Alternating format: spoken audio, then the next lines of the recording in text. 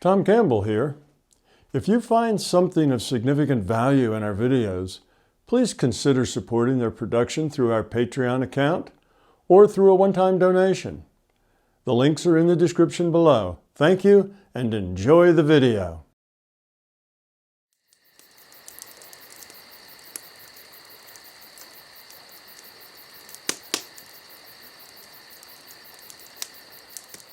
In consideration of those in Europe, I'm going to go over to Eric and Carolyn, who both have one question. And please go ahead. Thank you, Donna. Hello, Tom. Hello, Eric. So my question is about your opinion on spiritual teachings that advise people to follow their highest excitement or joy. So there are a number of spiritual teachings, as far as I'm aware, mostly from channeled entities such as Abraham Hicks or Bashar, that advise people to use their sense of excitement or joy as a guiding principle for making decisions in life. The idea behind those teachings is that excitement is our body's physical translation of a communication from our higher mind. And many of us are trained to ignore those signals, and instead we sort of buckle down and focus on what we think needs to be done. If we always act on the thing that contains the most excitement in every given moment to the best of our ability, with zero expectation as to what the outcome ought to be, we will be walking the optimal path, no matter how it looks. And if we just keep doing that, we will find that that excitement will become the driving engine and the organizing principle of our life, and that it will attract to us every single situation we need to continue to act on more and more opportunities that bring more excitement. So I would like to know your opinion on this advice from an MBT point of view. Would you agree with this? No, not completely. I agree with some aspects of it, but I think it's, as you stated, it's kind of a one-size-fits-all. And when you have a one-size-fits-all kind of concept, it usually doesn't really fit anybody, too well. I think that you can, basically what this go with your joy, go with what excites you. That is kind of a way to get people to look at their intuitive side. Go with your intuition. What is your intuition telling you? So when you tell people to, when you ask people to go to their intuition and they haven't really developed their intuition, it's hard for them to do that. They don't really know what their intuition is and they don't know how to access it. So instead, you tell them to go find their joy, go find their happiness, go find their excitement, figuring that they're going to go get in touch with their intuition, their feeling about this sort of thing at a deep level. Well, that may happen sometimes, and if it does, then if your intuition is nudging you toward some positive thing, you should at least investigate that, or you say follow it, kind of lead into where your intuition's taking you. In general, I agree with that. Intuition's a smart thing. It knows a lot more than your intellect does about what to do next. On the other hand, this person who you hope is going to go into their intuition to grab something that is very useful could just as easily go into their ego and grab something that makes them feel good, because it makes their ego feel good, and it just gives them joy because their ego, likes that. And they could grab hold of some ego and then start following their ego down a trail which would lead them to a place that wasn't good. So it's not that the idea can't work. It's that it's just a very general idea with the hopes that the person will grab something valuable out of their intuition, when indeed I think the higher probability is that they will grab something out of their ego. So it kind of depends who you're talking to. So if you're talking to a bunch of people who have all been meditating for a decade or more and they're all pretty highly developed, then that kind of advice is probably sounder advice. If you're talking to the average person out there who's just kind of in the middle of trying to figure out how to grow up, then I think the advice is probably not such good advice, because there's a higher probability they're gonna come up with ego rather than something useful out of their intuition. So that's kind of the way I look at it. I'd say it's a little risky just saying that in general to people, to a bunch of people who are kind of in the advanced class. That's probably not such bad advice. But people already in the advanced class ought to know about their intuition. They ought to have that intuitive sense developed at the point that they can be with that. It doesn't have to be reduced to a feeling. You know, my intuition, I can't get to my intuition, but I can feel it, and this feels right. Well, okay, that's good. If things feel right, and it really is your intuition is giving you that feeling, then it probably is right. So in that sense, it's good. It's good advice, but a little dangerous, I think, for the average person who could just easily, most people are very fearful, and avoiding their fear makes them feel good. So what makes them feel good is, well, I don't ever want to go there. I don't ever want to do that. I don't want to ever talk to those people. That's what makes me feel good. Well, that maybe is just their fear and their ego. And that isn't really what they need to do. Oh, they could do that.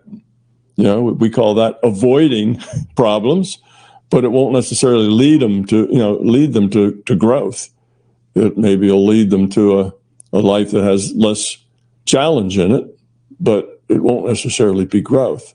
They'll just be avoiding. Following their joy will be following their ego or following their fear, so that they ignore or turn away from or refuse to look at all the stuff they really need to look at.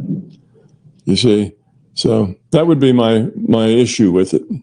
Good advice to some people, not so good advice to other people. Not something you should just tell a whole bunch of people that are from beginners to advanced. That's what I meant by one size fits all. If you got one thing and you're telling it to everybody, it could help a few people, could hurt more. Most people are very close to their egos and very close to their fear and very distant from their intuition. And when they reach up to grab for that thing that makes them feel good, it's likely not to be coming out of their intuition. The thing is that might make you want to say that is that if you yourself are well developed, then you find that that is good for you.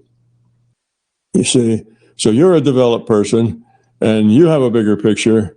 And when you want to kind of judge which way is the better path to go on, well, you just feel it. Oh, this one feels right. This one feels good. And you follow your joy. You follow your, where your excitement is and what interests you. And you're good at that and it works for you. So now you think everybody should do that. You're missing the point that everybody isn't where you are. Everybody is in their own space, and you have to be aware of the space that people are in. Even though it seems like the most rational thing to do, and it's very successful for you, doesn't mean it's going to work for others.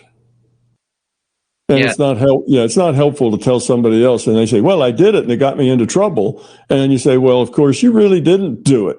You didn't connect with your intuition. You connected with your ego. You didn't do it right. So that's why you ran into trouble."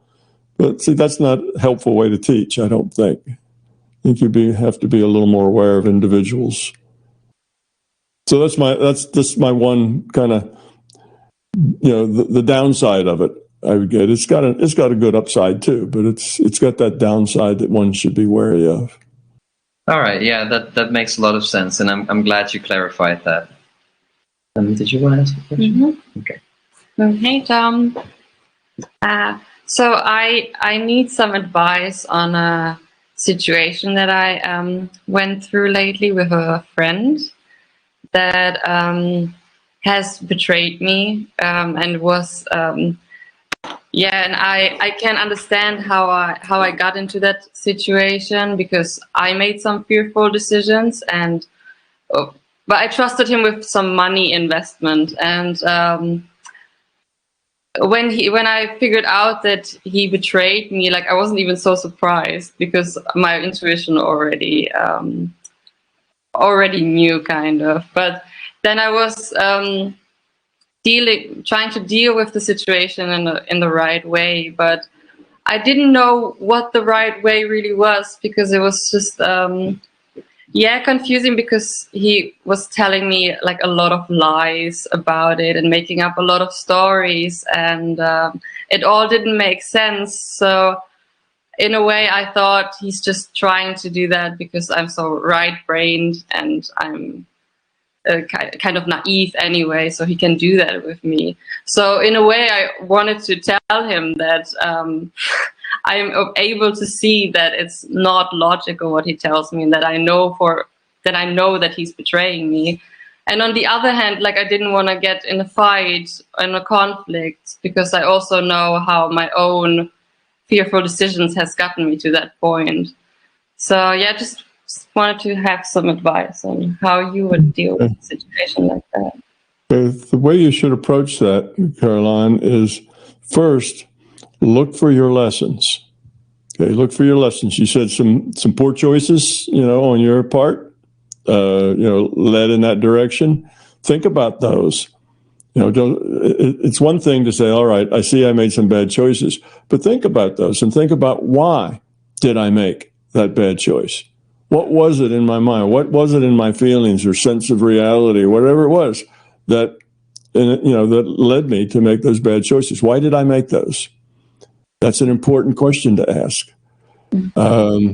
Then think of other situations where you've made similar poor choices and see if it's the same reasons. You see, I'm doing a little analysis around the lessons that you have. Don't just kind of say, yep, there's a lesson, all right, now let's go on. Really think about those lessons. Think about why you made those choices. And have you made similar choices in other situations, based on the same sort of problem?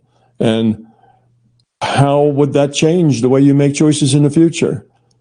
And you need to kind of imagine some of those choices or things that would happen in the future, or even go back to those same events. If they happen now, what would you think and how would you do it?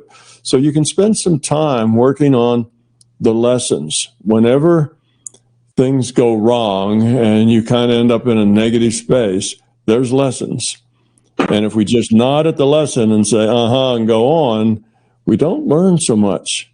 But if we really think about it, and we analyze it, and we pull it apart, and we find out why. What led us to do that? And is that leading us to do other things similar to that? And what should I have said? What should I have felt at that time I made the other choice? What would I think about now? How would I do that now? And where might that lead differently?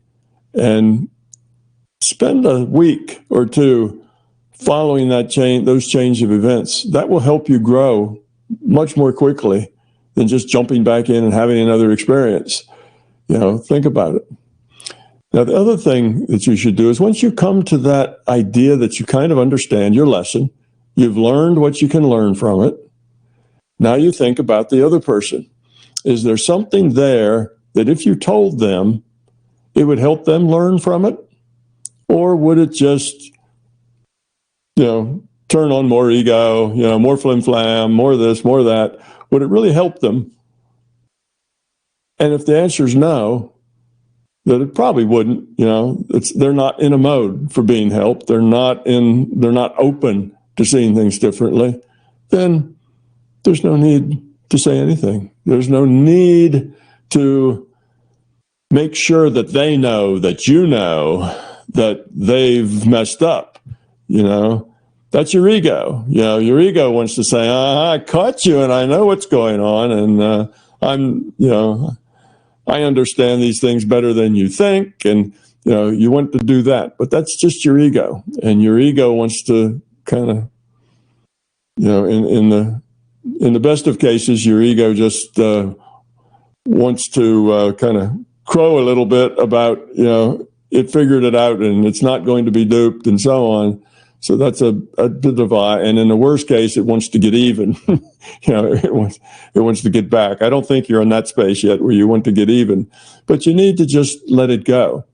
That's just ego. So if you can say something that's going to be helpful, something that will cause him to think, just be very matter of fact about it. Well, it is what it is. I'm not going to recoup any of my losses. I'm not going to do this or that. It is what it is. And you can very clearly tell him what you think and let it go. Don't get in an argument. Don't get pulled in. Don't defend it. Just say, well, that's the way I feel about it. Bye. I won't make this mistake again. That sort of thing. But do it all pleasantly, not some kind of I've got you or I caught you or anything. Make it positive, and then let it go. It's over. Education is often expensive. We don't learn lessons, for free. When you learn a lesson, it's because you've paid dearly for it, probably. And the bigger the lesson, the higher the cost. So that's, you also have to say that's just my price for the education. But make sure you get all the education you can out of it. Don't just say, yeah, okay, I made some bad choices, I'll try to do better, and then forget about it. You need to really analyze why you made those choices. Learn everything you can from it. And once you've done that, actually there'll be a little part of you that'll be thankful that happened, because it caused you to learn some things that were really important. You see? So that's why I say you start off with learning all those lessons. Gather all those lessons up, because by the time you gather them all up, assess the why of it and the how of it, and then see how that's going to play in the future when things happen in the future and stuff comes up, and the stuff that's coming up now in the present. How does this change me? How does this experience leave me wiser, more positive, more grown up? You see, so you learn that lesson, and then you kind of think about the experience after you're done with all of that learning, and you say, wow, I'm kind of glad that happened. I really found some important, lessons here. And I learned them, and it's changed me. It's changed my life, So then you don't feel so negative anymore. You feel like, well, okay, that's the price of growing up. We don't learn if we don't make mistakes, for the most part. Hardly anybody just picks up a book and then becomes wise because they read a book, by a wise person. That doesn't happen that way. You have to pay the price. And education is often expensive. That's it. So kind of accept it, let it go, learn your lesson, and go on and be positive with the rest of your life. Continue to have fun. Don't let it be something that you drag around with you, which is another good reason for learning all your lessons. Because if you drag around and say, man, I screwed that up, I hope I don't screw up other things like that. Am I screwing up things like that all the time? What's the matter with me? Why do I always screw these things up?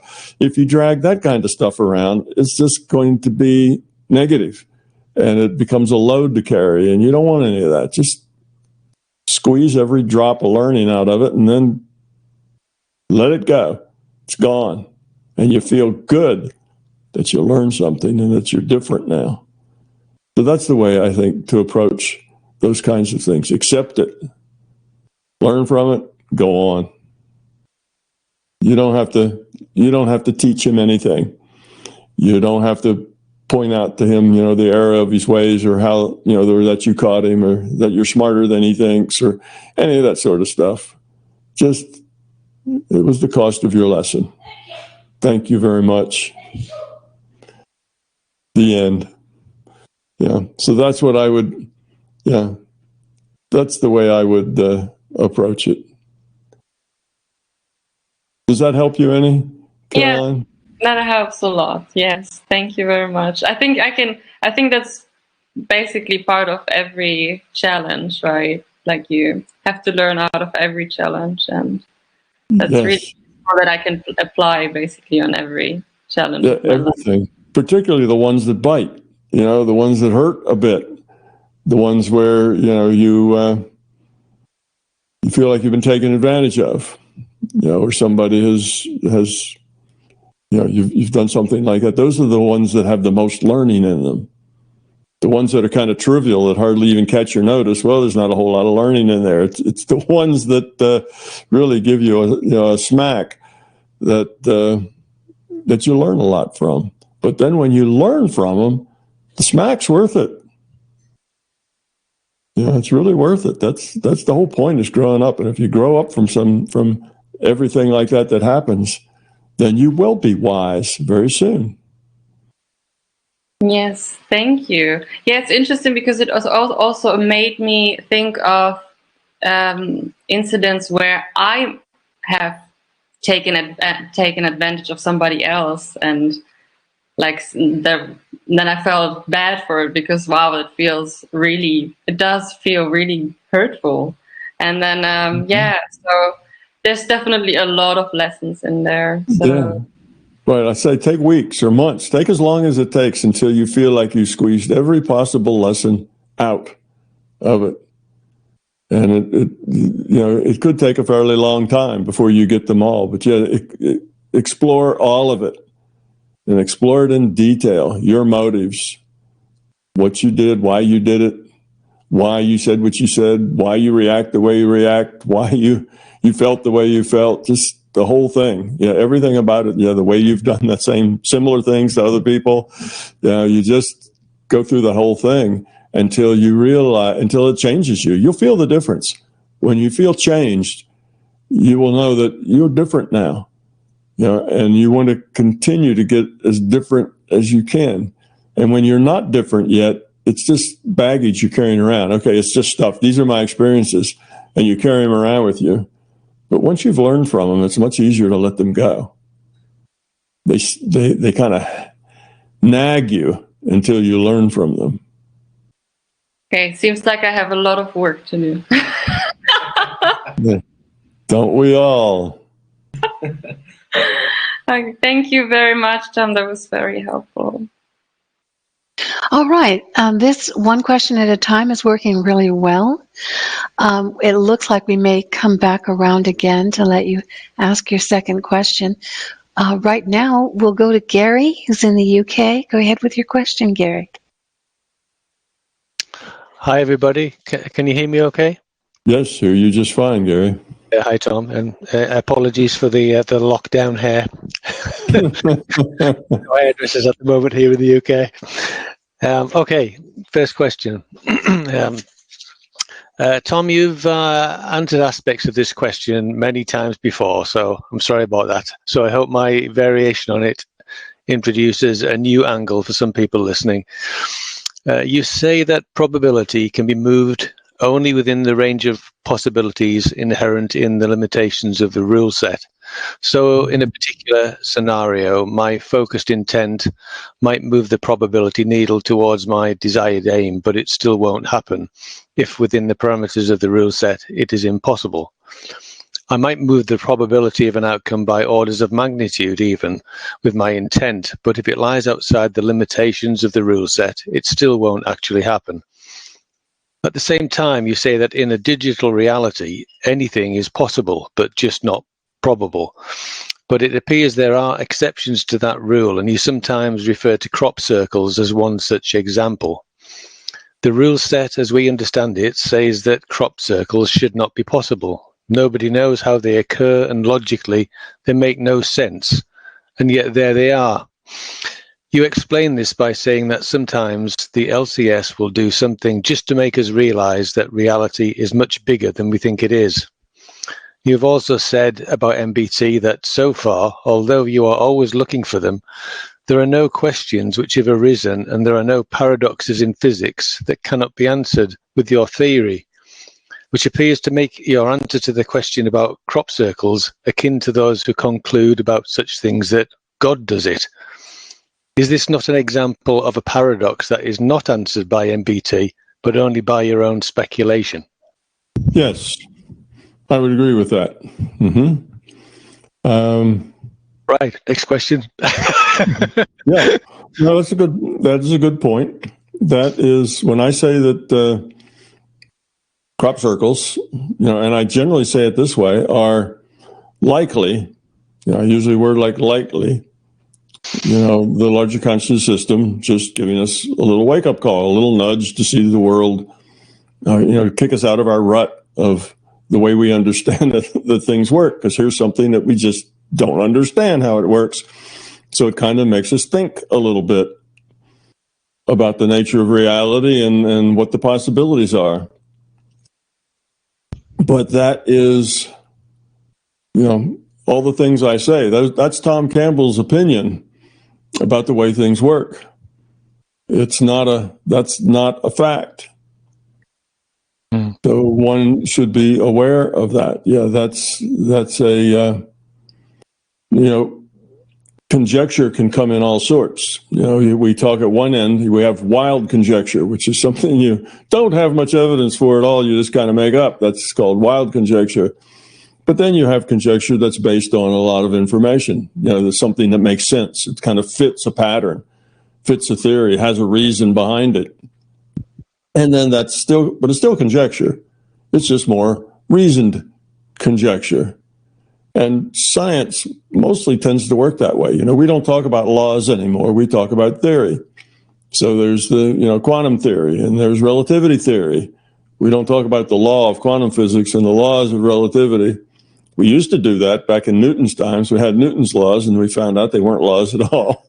They just, applied in just under certain conditions, and other conditions they don't apply. So all of it you might think of as kind of conjecture, some of it more reasoned than others. So that's just, that's the way science works. That's generally the way I work. And I think it's hopefully everybody out there understands that the things I'm talking about, like larger consciousness system and free will awareness unit and individual unit of consciousness, and all of these things are metaphors. Don't take them as facts. They're metaphors. They stand for a particular function that consciousness must have in order for it to, show us the things it shows us. Lets us do the things we do. So it's a model of reality. It's why I keep telling people, don't confuse the model of reality with reality. Models are different.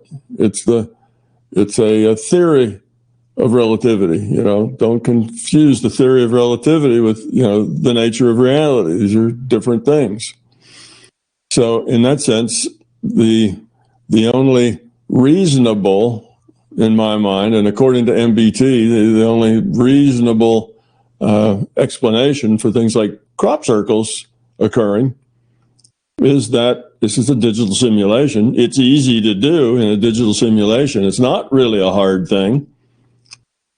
And it's a good wake-up call. It's a good eye-opener. A crack in that door of closed-mindedness. So that's my guess.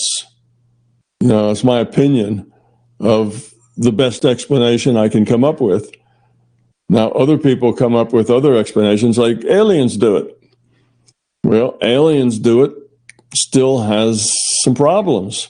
How do aliens do that? How do they bend all those little, stalks of grass in just the right place? How is that, what do they do that? Have a grass stalk bender that they put down like a big, some kind of big thing comes out of their spaceship? How do they make that happen? How do they do it? So now you need a physical means, to cause it, because aliens do it. Aliens are physical, and you need some physical process that lays that out. And how do they, make that happen overnight in the dark? How without any noise? You're still left with some hard things to explain. And of course, doing the Fermi paradox, I come to an idea that there's at least some decent probability that there aren't any aliens. That these aliens are more things of consciousness than they are things of that they're really pieces of this virtual reality. That they're actually more things of consciousness. So it's just an alternative explanation. And, MBT, doesn't say this is the right explanation and everything else is false. It just says this is the most reasonable thing, and MBT can, explain it. like it, lump it, agree with it, trash it, whatever is okay. It's not a problem. It's just put out there for people to use. So yeah, those things are not like, listen, people, here's how crop circles happen. They happen because of this.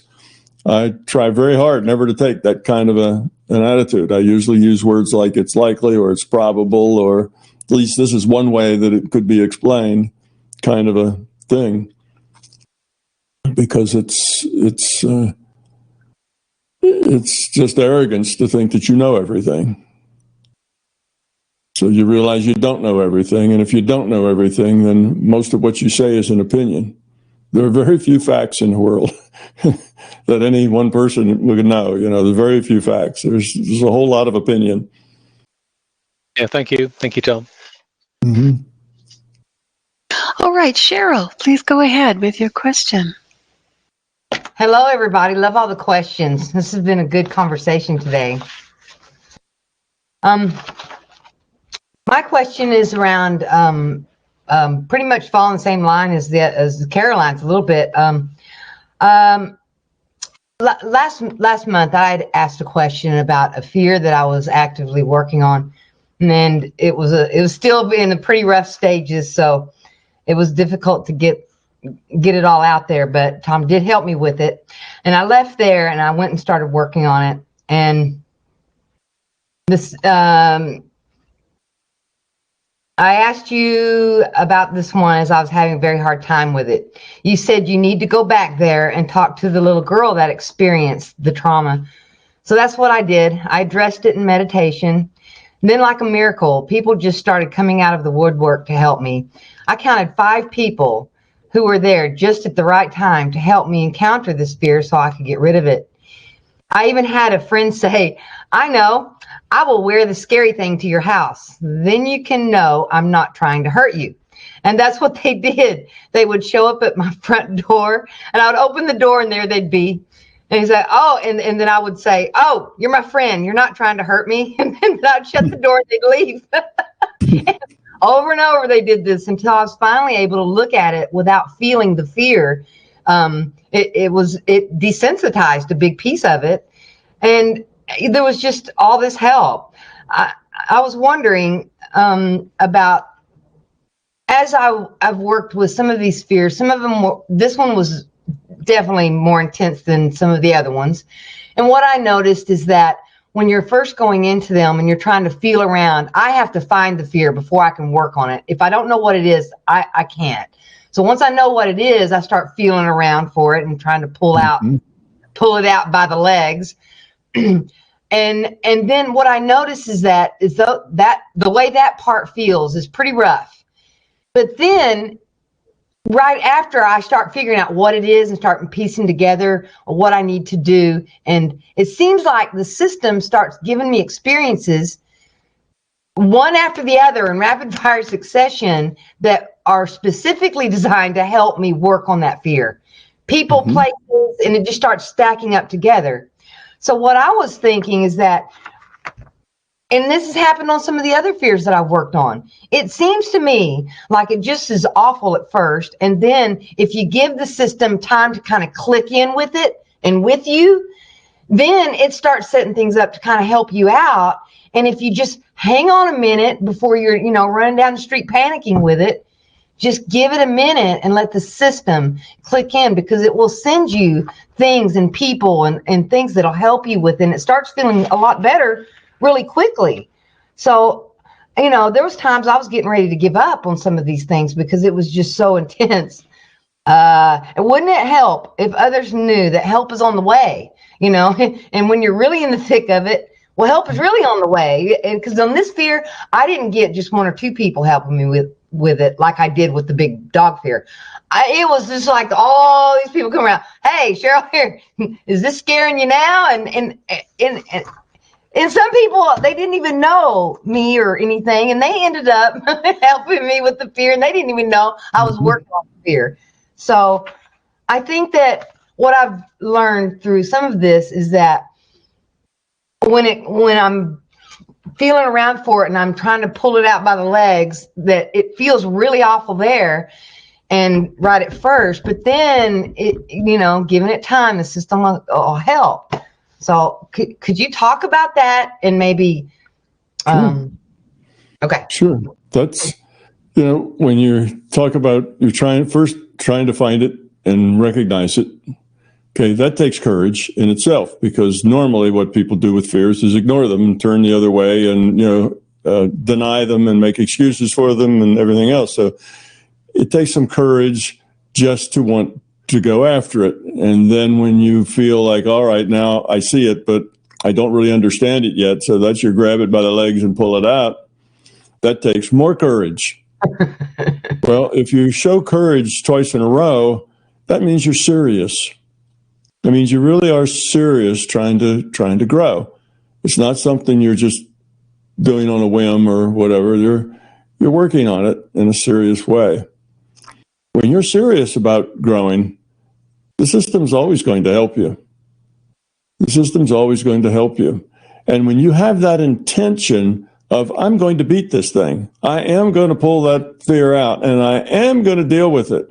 When you have that intention, you set all kinds of things in motion. When you modify future probability, it doesn't just change your little probability, it changes probability in a lot of things, because it takes a lot of things acting together to give you that probability that you need, to get over it. So when you start saying, I'm going to get over this thing, and you start filling that little curve that says she gets over it, the probability that she gets over it, and it starts to grow. Well, as that grows, it changes probabilities of things that other people are going to do, because they're involved in you getting over it.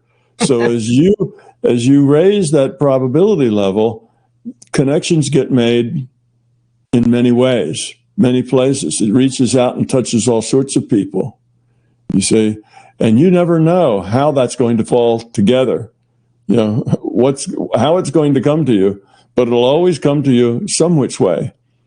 So we have the idea, our metaphor for that happening is we just say, well, the system just sets everything up for us.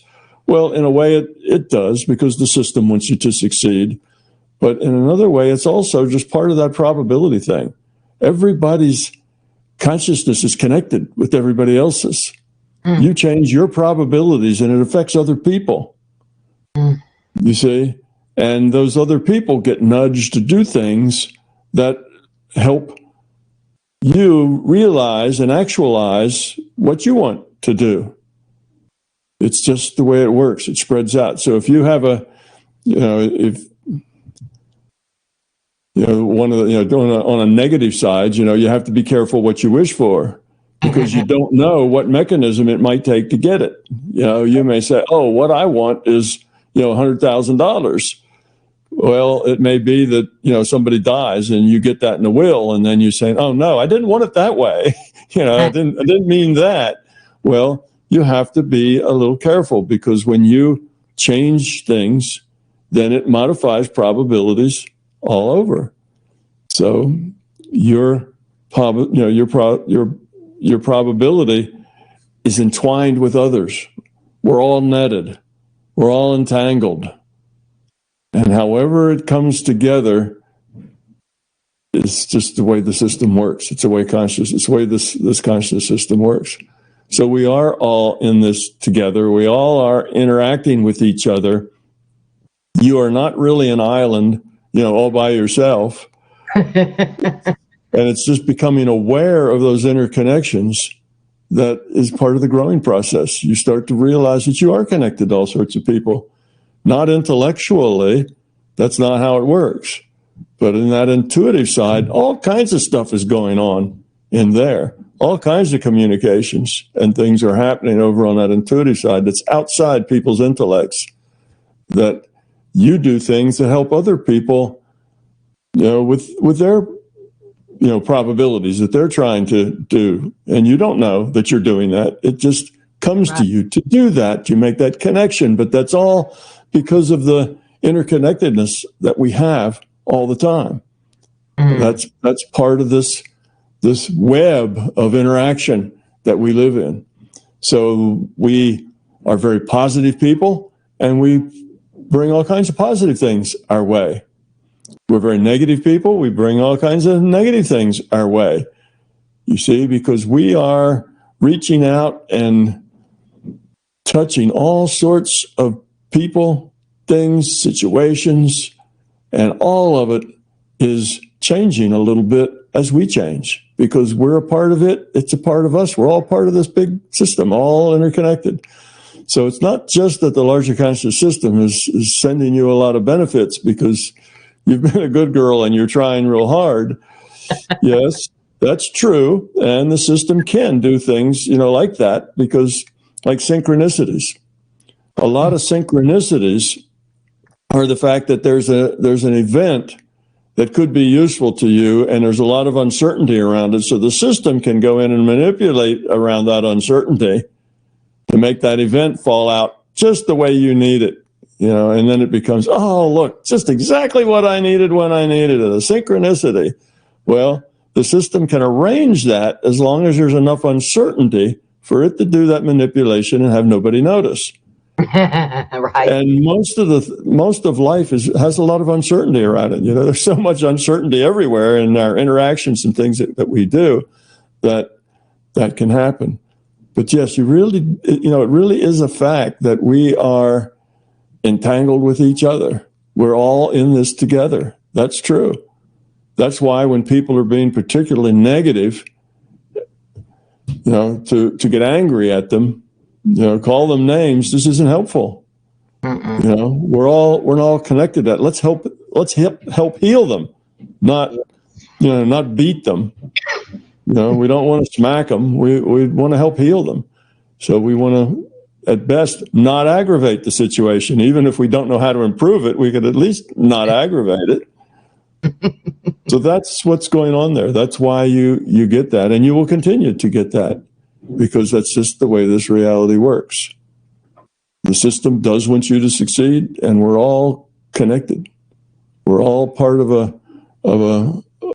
this consciousness web, and we are interactive. So people kind of got involved, and it's like, how did they get involved in it? Well, they just happened to be the right place at the right time, that they got a little tug, and their intuition said, go do this. And they do it. And that's how it works. And all that little tug happened because you had an intention. I've got this problem. I see that it's fear-based, and I'm going to beat it. I'm going to get rid of it. I'm going to get rid of it. And when you do that, that's the oomph. That's the focus. That's putting the effort there, and you make waves all over the place that affect all different people, and they're making waves that affect you. So it's just the nature of our reality. What you're experiencing is you're just directly experiencing the way it works. Oh, that's beautiful, Tom. Yeah. And it's also nudging our critter friends too. I had my first fear I worked on was the fear of big dogs, and it was not a small one. It was a huge fear of big dogs, and this giant dog the size of a polar bear. I turned and looked behind me, and it was the biggest dog on the planet. The system found the biggest dog on the planet and put it behind me, and I'm running home. And I got home. My partner walks outside and falls in love with this giant dog that I'm terrified of. And I saw his face, and I just couldn't. I said, okay, I'll work through it, and we'll figure it out. And so he had an owner. We took the dog back. The dog ran away and came back to our house. And so it would run away, we'd take it back. It'd run away again, we'd take it back. We went back and forth for a month.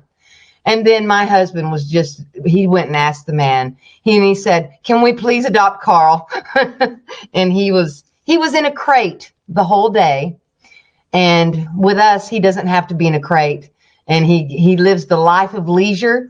He's my big fuzzy Carl. And he worked with me for 2 years to help me get over my fear of big dogs. But it was touch and go for a minute. But I loved Kent so much. But see, this dog, he got nudged that day too. Mm-hmm. Absolutely. It works through all consciousness. Absolutely. Have you ever noticed when you have pet animals that if you are in a particularly upset mood or a hurt mood or whatever, and you have cats or you have little puppies, and you're just feeling depressed or upset, or you just stubbed your toe or something, and you just go sit down, that those little creatures will just crawl up in your lap and start to purr and lick you, and they'll do all those sorts of things because they know that you just need a little loving, and you just need somebody to hold your hand, somebody to lick your face, right? Something that will make you feel better, and they know that. Of course, they do. They get that. They get that message, and they interact with us just like we do with them. They tend to know how to love a lot better. We're still working on it, but we'll get there. Well, their life is simpler. They're not wound up in all the kind of details that we are. Their life appears a lot more straightforward than ours. Thank you so much. And I love you. I love you more than rocks and frogs. Thank you, Cheryl. Thanks, Cheryl. Tom, our next question comes from Mario. Mario is the gentleman who translated your My Big Toe book into Portuguese. And his question is, one of MBT metaphors describes our local PMR as a basic school or learning lab for consciousness. Are there other PMR or different location arrangements for when we evolve beyond the usefulness of this PMR? Or does this PMR offer various grades needed for our full development, just going through different packages in different circumstances? Well, the answer to that is yes in both categories. There are other virtual realities that we can evolve in, and some of them need high quality consciousness to evolve there, are more desperate for that than others. So there's always places to go, other places to be helpful. But also the case is that there's no end of opportunities here for anybody, no matter how much they've grown up. There are things to do here in this virtual reality. There's always ways you can help. There's always ways that you can help move forward the solution. And so it's not like you'll get to the point that coming here would be irrelevant or useless because you've already learned everything you can learn here. It's not like that, because the way you learn is by interacting with people, by caring, by helping. And we need a lot of help. So there's always something here. So it's both ways. You can stay here at all levels. The most advanced level has work to do here. The lowest level has work to do here. But that most advanced level could go elsewhere and be helpful there as well.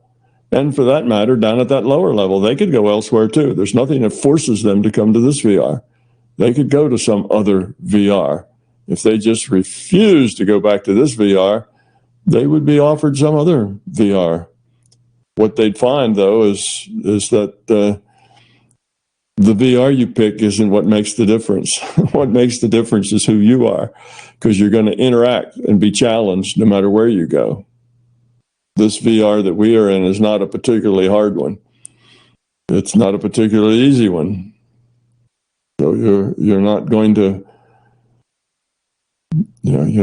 change the situation much by changing VRs. They're all there for the same purpose. You'll find the same lessons because those lessons are yours, and you take those lessons wherever you go. The context will just be different places. Thank you, Tom. I'm going to pull a question from the MBT forum, because this question and the one where you said aliens are things of consciousness rather than parts of other virtual realities, it kind of alludes to your concept of data streams, and you might pull some more information from this, or more of a clarification of that quote. From MBT Forum, Pipeman 84 asks, Tom mentions in a couple of videos with Donna, including the most recent one, My Big Toe Q&A on the 1st of January 2021, a really de-evolved PMR that he visited in the past. And when prompted by Donna if there have been any changes since, he goes there for a few seconds and then says that he got the feeling that things are starting to improve. Now, my question is, how does this work? How can you get a sense of anything within a few seconds? Suppose some IUOC incarnated in another PMR who briefly visited Earth in the 1960s, wanted to check on the entropy level of Earth now, and only had seconds to do it. How would he do it? I mean, we as full-time Earth residents would be hard-pressed to come up with a clear answer to that if we consider the entire planet, not just the country we live in, and changes at the being level, not acting clue to laws or regulations, but someone who jumps in and out for a brief time. There's quite a lot of questions within that, but can you start on that? Sure. Information comes in all sorts of bundles, and only one of which is your direct experience within a reality system, within some virtual reality. So that's kind of at the very most detailed level. So you're in a virtual reality, and this is your experience. Well, like you say, you're not going to learn something about the whole reality for 2 or 3 seconds of virtual experience in a reality. But that's not the only package that information comes in. There's information available within the system at all levels, not just that down in the weeds level, all sorts of levels. You could look at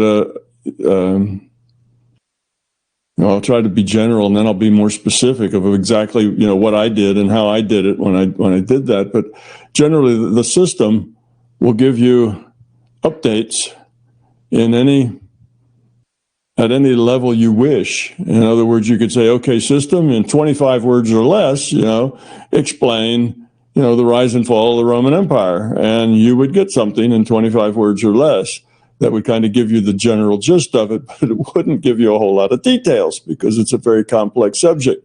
But you'd get that little executive summary, and you can ask the question down on another level. You could say, well, let's see a graph. And we'll see a graph on quality of consciousness, average quality of consciousness, virtual reality versus time. So let me see that graph. And you could see, and I want the time scale to be by decades over the last 100 years, over the last century. So I want to see 10 points on the x-axis, 10 decades for over a century. And so so now you get this graph of the quality of average quality of consciousness within that system over the last century.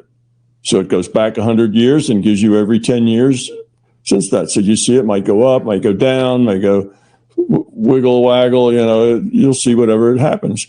You can ask the system for any sort of information you like.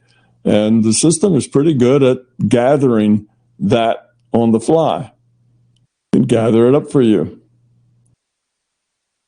Remember, the difference, the system runs on a much faster clock, has a much higher frequency. The system can process billions and billions of cycles, processing cycles for every one delta T of our virtual reality. So it's not like the system has to have all this immediately available, but it does have most of it there already. I don't ever notice that it takes time for the system to go figure out an answer. It seems like the answer is just always there when I ask. So you can get information at any level. You can get a sense of what's going on. How have things changed? Let's say that you knew that you were in a reality and you saw how, what do they call it, Black Friday or something was at the local Walmart. I don't know how this translates to Europe, but what happens is we have this really big sale day, and all the people get out there, and on that particular day, it's like it's like a crowd that is crushing to get these few really, really good bargains.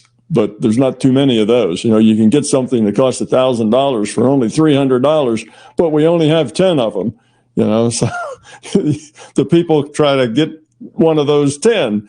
I don't know if you have that in your own countries or not, but it gets kind of wild sometimes, and you'll see videos of middle-aged women slapping each other, to get to the front of the line and hitting each other with their umbrellas, and it just gets crazy. Okay, so you may take that one event and you can say, okay, I'd like to see that event. I just get a flash of that event of what's going on. Maybe it only takes a couple of seconds, and I'd want to see that over, again, 100 years. Flash, flash, flash, flash. And now I've got all this sense of how it's changed. And I can get that in a few seconds. I just get and now I just look at that event, and from that event, I can say something about the quality of consciousness, within that society, because, that event really kind of gives you a good sample of what the quality of consciousness is like. Well, it's greedy, it's self-centered, it's all about me, and that's what it's about. If I saw a bunch of polite people standing in line nicely and, holding up their hands to speak and all that sort of thing, then I'd say, whoa, well, they've grown up a whole lot. If I see a bunch of people, look like they're in some kind of a hand-to-hand combat in order to get a better deal, well, that tells me that it's still pretty self-centered. So there's lots of ways that you could couch a problem, things that you could see, graphs you could ask for, information, different things. So it's not like the only thing you can do is go there and experience the reality, which is what this person was thinking. Well, true. If you just go there and experience the reality, you're not going to get much of what's happening as far as a change goes. You could go there and query a consciousness that that lives there because they were there when you were there, and you could get an update from them, kind of the summary. What's going on? And you can get it in words, you can get it in pictures, you can get it in images, you can get it in graphs. The output format, something you get to pick. So that's how that works. It doesn't, you're not just able to go and experience a particular reality in seconds. You gather the information, and you can get it in a feeling space as well as, an intellectual space. So I'm trying to remember. I thought I would go back and try to tell you more details. And as I've been talking, I've been trying to remember the details of that. But that was something that happened for just a few seconds, 3 months ago. And it's really hard to bring that back. It was exactly what I did or what had occurred. But I did go back to that reality, and I did look at it in the big picture. And I did want to see it time-lapsed. I did want to see it over time. And there was some things that I looked at that were meaningful symbols to me as to how the reality was doing. And then after I was done with that, I got a message after that told me kind of what the mechanism was for that to have happened. What it was, what changed. And at the time, I think I said something to Donna about it, but right now, that was just one place my mind went 3 months ago for a few seconds, and I don't really have a real clear memory of exactly what happened. But well, if I were to do it again, it would work out kind of a similar way. But so would you be able to do that now, Tom? Would you be able to dip into that particular reality? What I think he needs to understand is you set up a protocol, as you say, how you want that information received, and these are data streams that you get, not something that takes a lot of time because of your concept of data streams. Is that something that you could check now? I think one of the things that I did then, because I don't really remember what I did then, but if I did it again right now, if I tried to take an assessment of what was going on in that reality, what I would do is I would go to the mind of a person who I know who lives there. And then I would ask that person, are things getting better, getting worse, still the same? And I'd get some sense of that. And how much, I'm not getting language, I'm just getting a feeling. I'm getting a feeling sense of how that works. So I'm just making a connection to another consciousness. All consciousness is netted. So that's just the fastest way to do it. And you get there, you net with that other consciousness, and you get a sense of how much better things are now. And they may say, oh, it's a lot better. And you say, well, why? What happened? What's the main things? Well, now we've got this, that, or the other thing. We didn't have that before. Now we're able to do this and that, and we don't even get arrested for that anymore. And that's it. So that would be enough. And I could say, well, I think it's improved, which is basically what I said. It's improved. But I remember at that case, then after that point, I actually then got a little download of why it improved, kind of what the thing was. And I mentioned it, but I don't really remember it anymore from that particular, it was kind of the social dynamics of that situation. And it just occurred to me, if I go back and think about it, I can re-dig that up, but there's really no point to that. So that's how I would do it now. I'd go to the mind that I know, that would know, and get the information there. That would be the fastest way rather than me. I could have put it on a graph, but I don't know. Conscious to conscious contact is even easier than, coming up with a graph and specifying its scales. So that's how that Thank works. you. Yeah, it's not just being there and having to watch what's going on. Well, I think the message that there was an improvement was the important thing, so that's good. Yeah.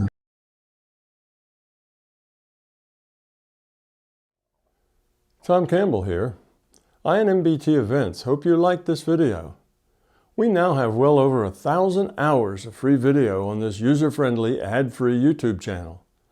Though these videos are free to our viewers, they represent many thousands of hours in production and editing, and many thousands of dollars invested in video and audio equipment, along with the required computers and software to store and process the raw video into finished products. So far, all of this content has been funded directly out of our own pockets. Be assured, we will always continue to do what we can. It's our life, our purpose, a labor of love that we will continue to pursue as best we can. However, those pockets are not as deep as they used to be. Thus, we are now seeking to augment our resources with support from our viewers. If you find something of significant value in our videos, please consider supporting their production through our Patreon account or through a one-time donation. The links are in the description below. Thank you.